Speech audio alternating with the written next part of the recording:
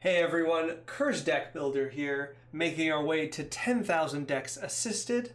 And here we have Atla Palani, Nest Tender, turning eggs into Eldrazi. This deck comes to us from ABC Kid 123, sorry. They say that they're looking for help with consistency in the early game. They say that the deck takes a while to take off, but when it does, it slaps. And they don't have any restrictions, really. All right, ABC Kid 123, we will do our best to see if we can improve the early game of Atla Palani. If you would like to send me your own commander deck so that I can make a video about it, there is a link in the video description down below. And if you would like to have your video be the next one I make, there's a link for that down there too. Finally, if you'd like to take a look at this commander deck yourself, there is a link down below there for that as well. So, who is Atla Palani Nest Tender, and why is she our egg commander? Our second egg commander of the day. I will say Atla Palani is considerably less horrifying than Zira, but still kind of strange that we have an egg theme today. Atla Palani is a 4-mana Naya human shaman, that's red, green, white, 2/3, with an ability that says for 2 mana and tap her, create a 0/1 egg creature token with Defender. And then she says, whenever an egg you control dies, reveal cards from the top of your library until you reveal a creature card. Put that onto the battlefield and the rest on the bottom of your library in a random order. So very straightforwardly, she creates eggs, and when those eggs die, they hatch into whatever creatures you have in your deck, with the main idea of putting incredibly powerful, Eldrazi, dinosaurs, dragons, the like, things you would expect in an egg to come out. Now, Atla Palani's main downside, I would say, is that she is a bit slow. She comes out of 4 mana, and then she doesn't do anything until you get an egg on the battlefield, and then that egg is removed. There's quite a few hoops to jump through, but once you jump through those hoops, wow, you do get incredibly powerful payoffs. So I also had this so we could see the token of the egg. Wow, what a big egg.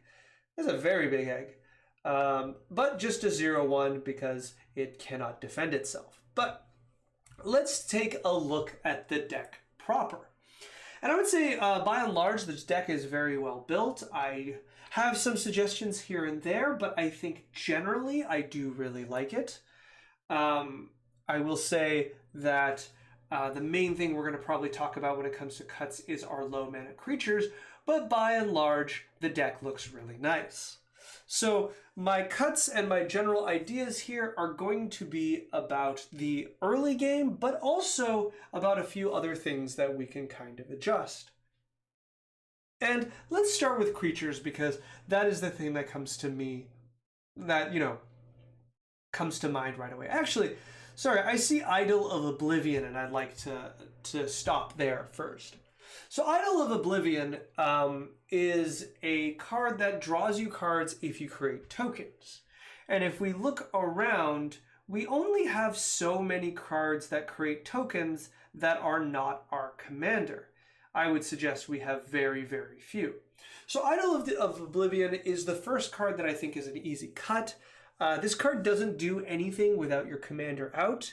And if Atla Palani is out, if she has created an egg token, you are very much so ahead. This is a great time to reference the thing I bring up quite often, which is the win more situation. Notice that when Idol of Oblivion is good, Atla Palani is out and she has created an egg, right? So this necessitates the win more situation, where this card is only good when you're ahead and when your commander is out. So there's just almost no situations that we particularly want Idol of Oblivion out preemptively. Now, don't get me wrong, there's a few cards here that I get create tokens. Krenko's here creating tokens. Delina is out here creating tokens. But once again, I don't know. I don't think these cards combo very well. You have to specifically draw into Idol of Oblivion and then tutor or draw into those cards. Otherwise, it doesn't do anything. So by and large, I think I'm a lot happier just saying, let's cut the Idol. Chromatic Lantern is more to do with our lands, so we'll get back to that in a second. Commander Sphere, I think would be happier to be another Mana Rock. I think Felwar Stone would probably be the best one here, as it'll regularly tap for at least one or two of your colors. And I don't think you want to pay 3 mana to draw a card. But let's look at the creatures. And generally what I want to do is I want to focus on every creature that's 3 mana or less. And the main idea here is that I hate them. The main idea here is that you never want to crack an egg and get one of these creatures out. Mirror Entity is the closest one that's okay because it itself is an egg, right? And therefore, I guess if you had, for example, Ashnod's Altar out, or Altar of Dementia, you could immediately sacrifice it and roll again. But I have to ask you, then why have it in the first place? Because, you know, if the odds are that if you have to send, I don't know, like Beast Within at it in order to destroy the egg and get a, like, in response to removal, and then you get this, well, then you're out of luck to do it again, and all of a sudden you've basically wasted a roll. So I do understand that if you play Mirror Entity normally, it will just be an egg, but I don't like that. The main thing this deck does is roll through your deck to try to get the best creatures you have. So Mirror Entity feels wrong. Krenko, Tin Streak Kingpin, likewise, feels just kind of off. Perhaps it's here as early mana defense, but it just doesn't feel like the kind of card this deck cares about. So I'm not quite sure why we would have this in here. Stoneforge Mystic makes a lot more sense because we can use it to get the Thornbite Staff, which combos off with Atla Palani.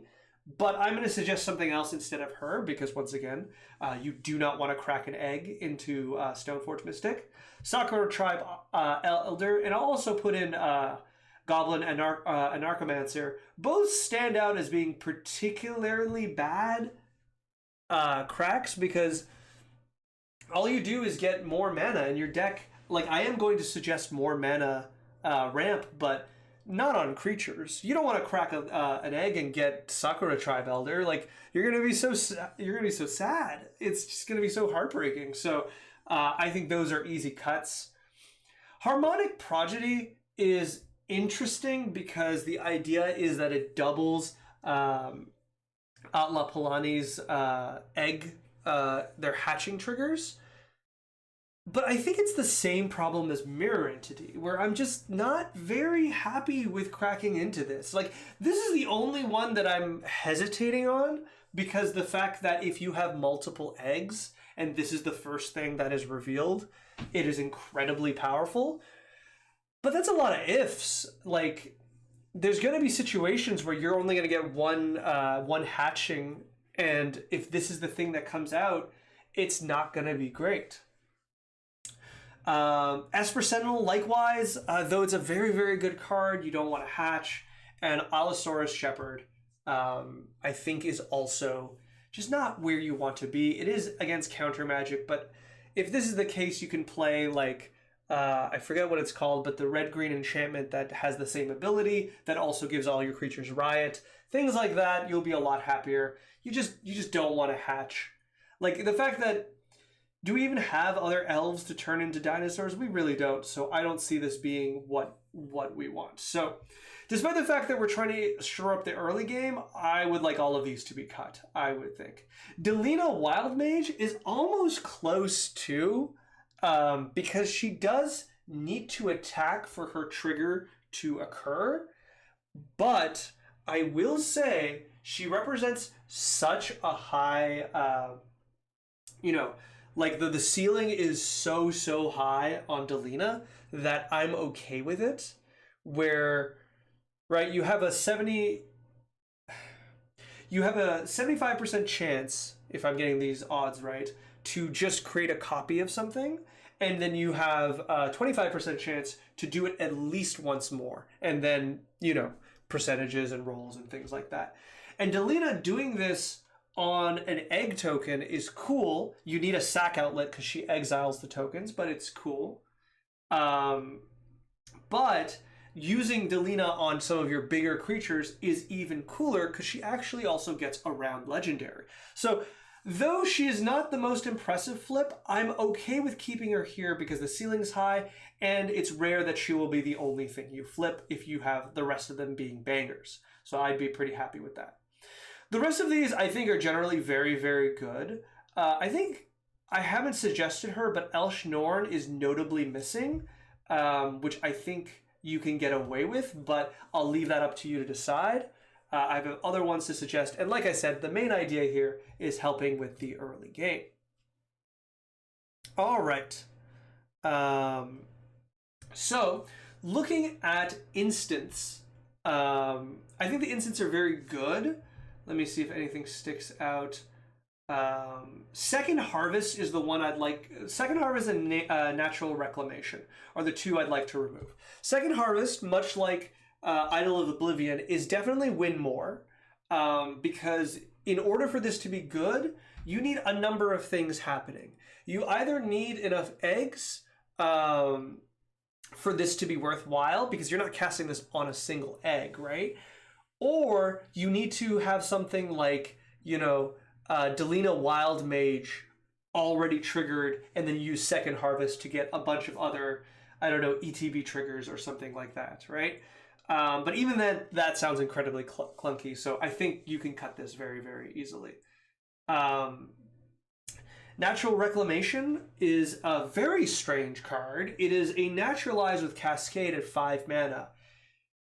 And I don't know why this is here.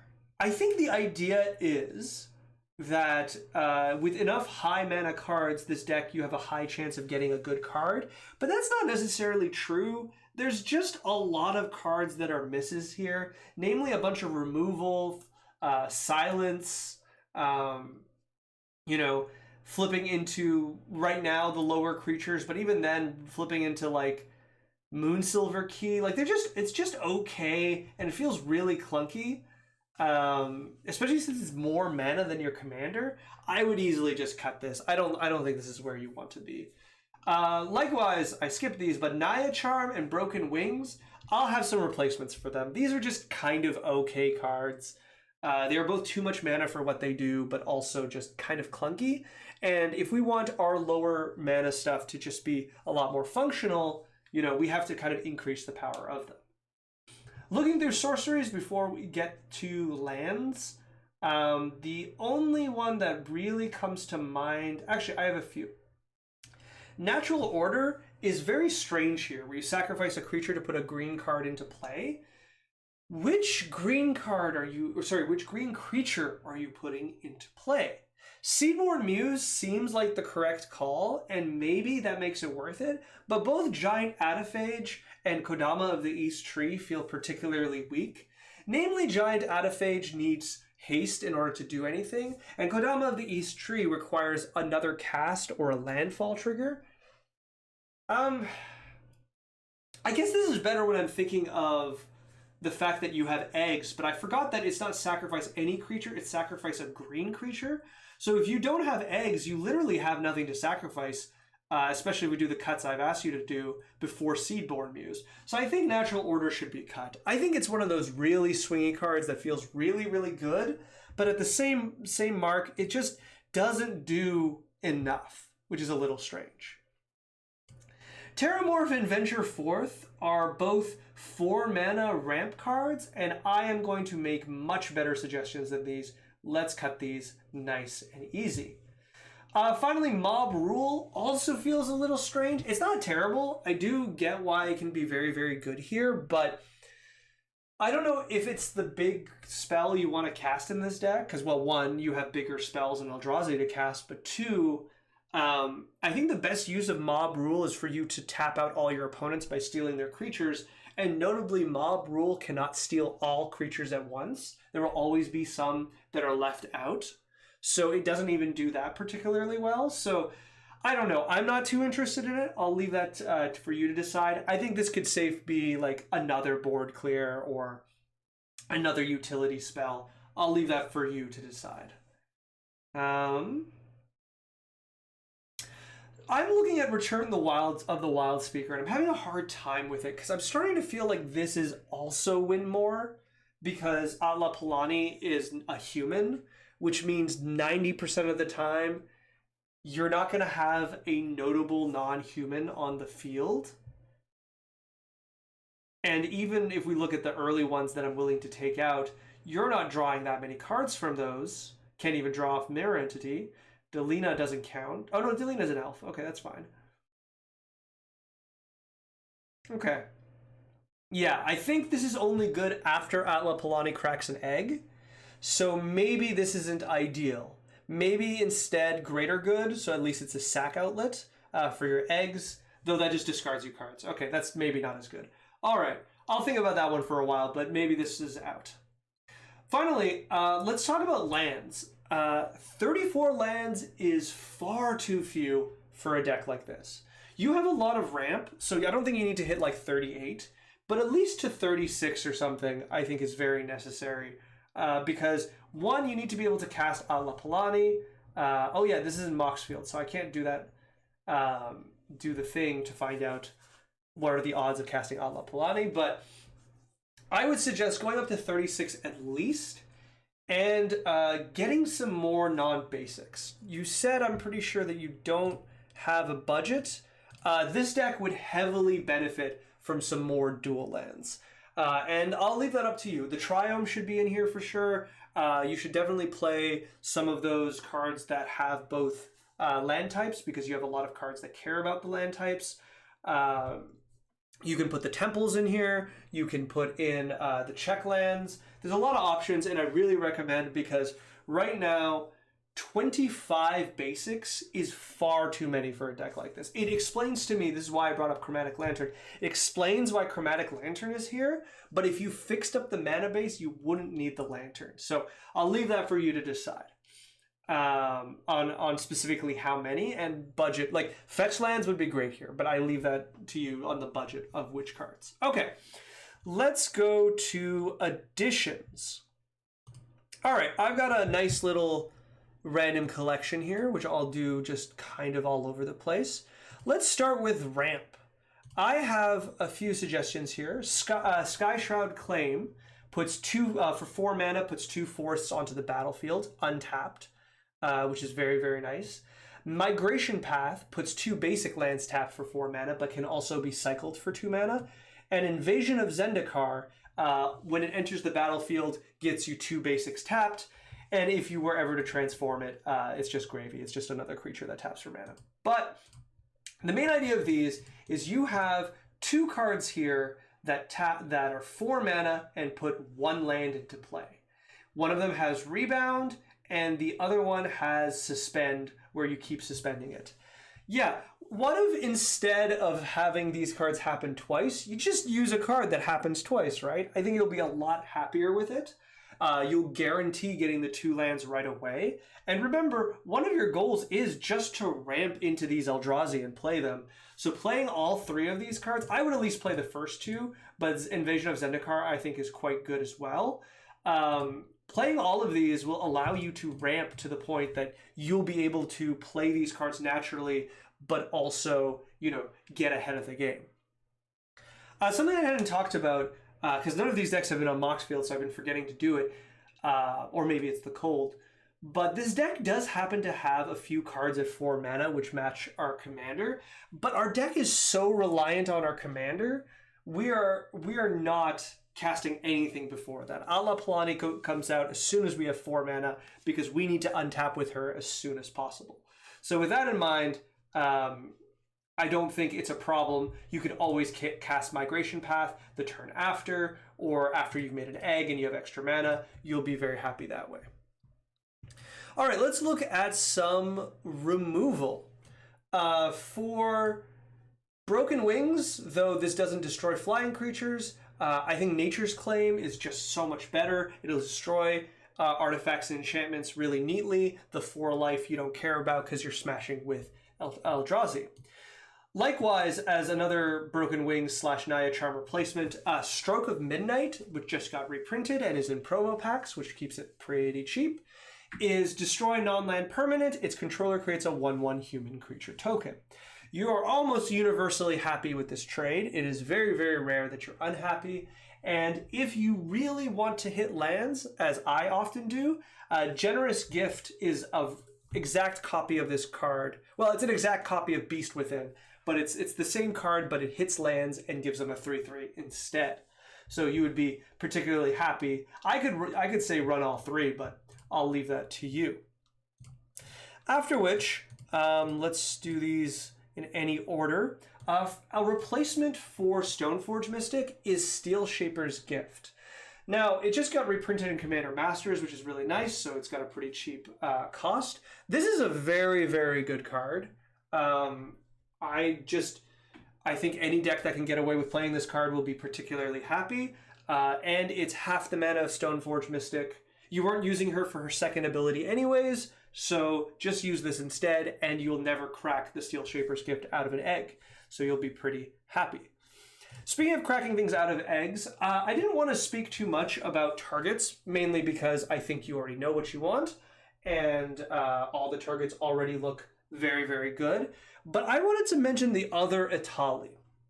And I wanted the other Atali because his ability, or their ability, is Enter the Battlefield effect. It does the same thing, it only does it once, but on ETB. And I thought this is really good because, one, it immediately triggers once it hatches out of the egg, but also when you use our Wild Mage, Delina, we can use this to get triggers out of Atali, whereas Delina cannot get triggers out of the other Atali. Remember, OG Atali needs to attack, and if a creature is created when it's attacking, it doesn't technically attack, so you won't get the trigger. And for what it's worth, you can transform Atali into its Primal Sickness form, where it just has Infect. Well, it has Pseudo Infect, and an 11/11 Trample Indestructible is pretty good. So I think this Atali is missing. It seems that it's about $5 in its ugly art. Unfortunately, that is what it is. But $10 otherwise, I think it would be a really nice addition here. All right, I have a few cards here that I think are nice little earlier game things that also solve a few problems. I'm realizing one of them didn't save. I might have accidentally, there we go, put it away. But one of the things I was thinking of as a problem is drawing your creatures too early, because some of the creatures are just not castable. Like, don't get me wrong, you can draw, Kodama or OG Atali, and you will get to the mana to cast them, so it's not a problem.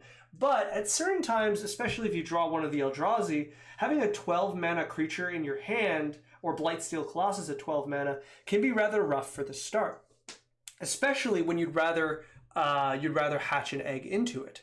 So Valakut Awakening and Into the Fire caught my eye, as they both have the text that you can pick cards out of your hand and shuffle them put them onto the bottom of your library. Then, considering the fact that you have quite a few shuffle effects, the odds of shuffling that card somewhere so it's not the last one you hatch into is rather high. But I think they're both really good cards because they both have alternative modes. Valakut Awakening is a land on the back, and Into the Fire is deal 2 damage to each creature, planeswalker, and battle, which notably does destroy eggs. I think that's very important, but also will clear out your opponent's early aggression. I think you'll be really, really happy with these abilities. In fact, I think there's just going to be hands where you're just really happy to throw more than just your creatures back and just fix your hand in quite a few ways. So I think these are really, really good additions for the deck. Likewise, I have a few white cards here. This one doesn't really work with the others, so I wanted to point it out. Smuggler's Share This is a card I do really enjoy, and I wanted to suggest it because I think it could fit in here, where you're just kind of burning time in the early game, and you can reap a lot of rewards. Smuggler's Share is 3 mana and white, which says at the end of each turn, for each opponent that drew 2 or more cards, you draw a card. Sorry, I read the middle first. And then for each player who got 2 or more, each opponent with 2 or more lands into play, you make a treasure. And you're really only using it for that first ability most of the time, because players know how to play around it most of the time. But Smuggler's Share, especially when you have so much ramp, you can kind of slide it out early or put it as a secondary play during a turn while holding up mana for an egg. And you're generally going to be happy with the results. In my experience, as long as your opponents draw cards in a meaningful way, you will also draw cards. It's rare for decks to only draw 1 additional card a turn on opponents' turns, and on their own turn, even if they just draw 1 additional card, that will trigger the Smuggler's Share. I will say I do like it better in Brina, where I can trigger it by forcing, like my opponents will draw off of Brina, but in any deck with white, I think it's rather good and kind of slept on. So that's my advocation here. But the other 2 white cards I wanted to suggest were Rule of Law and Deafening Silence. If we're talking about kind of messing with our opponent's early game stuff, Rule of Law, but especially Deafening Silence, can be really, really good. These cards straight up just shut down certain strategies, and even beyond that, can just make certain middle of the game turns really clunky for your opponents to work out. You can very easily cast these cards and forget about them because you are not a deck that aims to cast multiple spells in a turn. Now, you're not casting creatures, so Deafening Silence is, you're not often casting creatures, I should say, so Deafening Silence's other ability is kind of meaningless, but most of the time, you are casting a spell a turn, and you do have a lot of instants that can be held onto your opponent's turns to use. So, I think this is a rather easy inclusion there.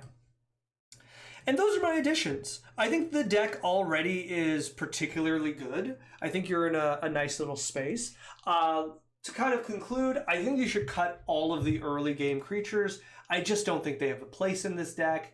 They're just not good to crack into. I would cut some of the clunkier cards, like the 4 mana spells that draw you, that put a land into play twice, as opposed to just the cards such as Sky Shroud Claim or Migration Path that just do that but better. And I'd also look and be very stringent on the cards that are win more. Notably Idol of Oblivion, Return of the Wild Speaker, where are we? Natural Order, Second Harvest. Cards that depend on Atla Palani being out and having created an egg token. Remember, at that point in the game, you're probably way ahead if you can sacrifice that egg. So, instead of trying to capitalize on that and make it even bigger, I think you'd be just happier finding more ways to crack the eggs. Actually, on that note, the last card I'll suggest is Lightning Bolt. I can't believe I forgot to say this, but yeah, play Lightning Bolt. Lightning Bolt is really, really good here because not only is it good removal and early game interaction, notably it can destroy a lot of commanders, such as Zira, for example, that we saw earlier today, but also you can use it to crack an egg at instant speed, which is rather good. And I mentioned before, it's not ideal that we have to burn removal on our eggs, but it's going to happen, and it's nice when you only have to pay 1 mana for it. So those are my suggestions. I hope this video has been helpful to you, and I would love to see another draft of the deck. I've been excuse me, still recovering from our cold. I've been looking at an Atla Palani deck myself to build, and it's why I'm always happy to get these kind of decks sent to me, because I'm like, oh no, I wanted to build that anyway, so let's talk about it. So I think you've done a great job, and I think those additions those changes I've suggested would help you get through the early game. If you'd like to send me another draft of this deck or any deck, there is a link in the video description down below. And if you would like that deck to be the next deck I work on, there is a link in the description for that as well. Finally, if you could like, comment, subscribe, I'd be very, very grateful. We just hit 300 subscribers. That's amazing. I think we can make it to 3 million, clearly. All right, with that in mind, thank you for the deck and good luck.